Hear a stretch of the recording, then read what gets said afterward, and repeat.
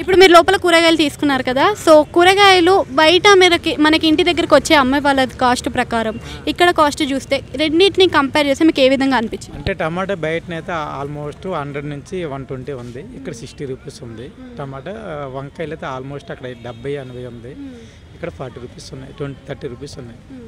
So compare చేస్తే better, కానీ కొన్ని కాయగూరలు మాత్రం ఈక్వల్గా ఉన్నాయి చెప్పాలంటే. సో అదే విధంగా మనం చూసుకున్నట్టయితే ఇక్కడ నుంచి కూరగాయలు అంటే ఏ ప్రభుత్వం వచ్చినా కూడా రైతుల నుంచి డైరెక్ట్గా కొనుగోలు చేస్తాము, అమ్ముబడులు కూడా వీటిలో నుంచే చేస్తామన్నారు. మరి అది నిజమవుతుందా?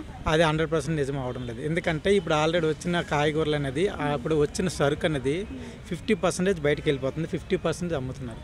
సో ఆ 50% అమ్మేటప్పటికి దాని రేట్లు అనేది ఒకలాగా ఉంటుంది, బయట వాళ్ళు తీసుకెళ్ళి 50. సో అందుబాటులో అన్ని కాయగూరలు లేవు.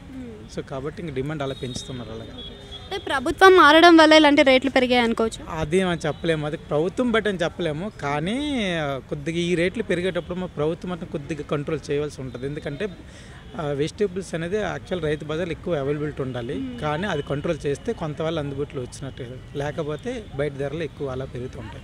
సో ఇప్పుడు మనం చూసుకున్నట్టయితే ఇప్పుడు రైతులు ఏదైతే అమ్ముతున్నారో కూరగాయల రేట్లు ఇదే విధంగా పెరిగితే మరి సామాన్యుడు బతకడం ఎలా సాధ్యమవుతుంది? అప్పుడు జీతాలు పెరగవు అన్నీ, అంత మరి కష్టం, చాలా కష్టం, అది కష్టం.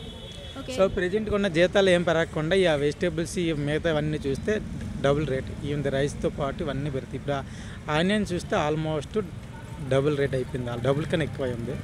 టమాటా అనేది ఆల్మోస్ట్ 3 times 4 times అయింది. సో ఇదే విధంగా రేట్లు పెంచుతున్నారు బాగానే, మరి సామాన్యులు దీనికి కారణం అనేది యాక్చువల్గా ఏంటంటే ఫస్ట్ ఆఫ్ ఆల్ హోల్సేల్ కాకుండా రిటైల్ షాపులు ఉంటారు కదా, సో అది ఎక్కువ తీసుకుని వెళ్ళడం వల్ల అది ఒకటి. సో అది తగ్గిస్తే కొంత రేట్లు ఇక్కడ అందుబాటులో ఉంటాయి జనాలు.